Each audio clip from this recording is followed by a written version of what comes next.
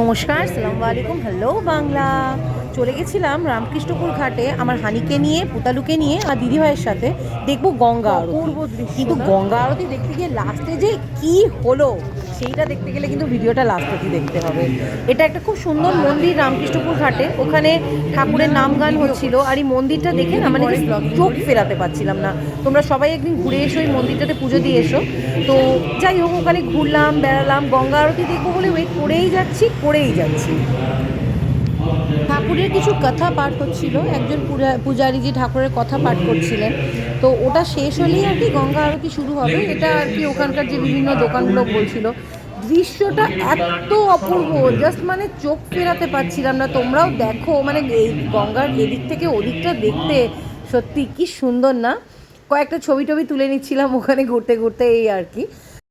বাচ্চাদের নিয়ে ঘুরতে গেলে কিছু তো খাবার কিনতেই হয়, ওই টুকটাক কিনতে গিয়ে এগুলো সব দেখছিলাম। কি কালারফুল না, সত্যি লাইফ খুব কালারফুল। কালার ছাড়া কিন্তু লাইফ অসম্পূর্ণ। তো আমরা ওটা কিনে টিনে যাচ্ছি, তখন দেখি হানি আর পুতালু তাদের ফোনে মুখ বুঝে বসে আছে। আমাদেরকে দেখেই ফোনটা রেখে দিল, কি স্মার্টলি হাই করতে আরম্ভ করে দিল। আমি আর দিদিভাইও একটু বসেছিলাম, দিদিভাই তখন বললো একটু বস, আমি একটু নিমকি কিনে নিয়ে আসি, নিমকি খাওয়া হবে, কিছু স্যান্ডউইচ ম্যান্ডউইচ পাওয়া গেলে খাওয়া হবে। আর অধীর আগ্রহে ওয়েট করছি কতক্ষণে গঙ্গা আরতিটা স্টার্ট হবে। কিন্তু পুতালু, হানি ওরা একটু বোর হয়ে যাচ্ছিল, বললো যে চলো না গঙ্গার ওপারটা একটু ঘুরে আসি, বাবুঘাটটা একটু ঘুরে আসি। তো সেইটা ঘুরতেই আমরা লঞ্চ ধরার জন্য চলে গেলাম, যে জাস্ট ওই দিকটা একটুখানি ঘুরবো, ঘুরে তারপরে এদিকটা ব্যাক করবো, ব্যাক করে গঙ্গা আরতি দেখে তারপরে কোথাও কিছু খেয়ে বাড়ি ফিরবো। তো সেই ইচ্ছাতে এগিয়ে পড়লাম লঞ্চ ধরার দিকে। তোমরাও দেখো যে এদিক থেকে মানে ওইদিকে যে গঙ্গা আরতি যেদিকটা হবে, কি অপূর্ব একটা দৃশ্য, তাই না?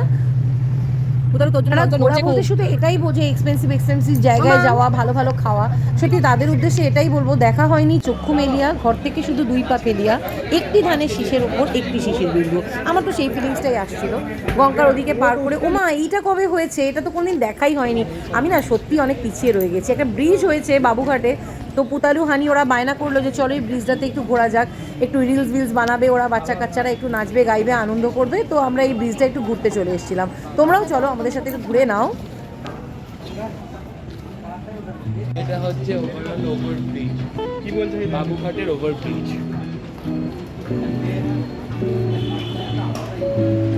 এবার কি হয়েছে, বাচ্চা নিয়ে ঘুরছি, ভালো তো লাগছে নো ডাউট, সেই নিয়ে কোনো প্রশ্নই নেই।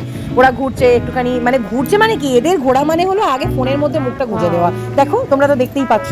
এবারে ঘুরতে ঘুরতে কি হয়েছে, আমরাও তার কাটা ভুলে গেছি যে ওদিকে আমাদের গঙ্গা আরতি দেখতে যাওয়ার আছে। কপালটা এতই খারাপ যে স্টাইল করে সেলফি সব নিয়ে নিলাম, ওদিকে খাবার দাবার কিনে খেয়ে নিলাম, ঘুরলাম, কিন্তু আখেরে গঙ্গা আরতি দেখা হলো না।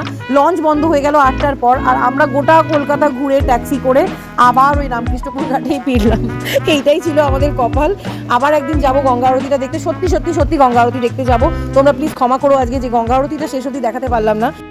সবাই সুস্থ থেকো, ভালো থেকো, মা গঙ্গার কৃপায়। Thanks for watching. Like, comment and subscribe. Tata, love you all.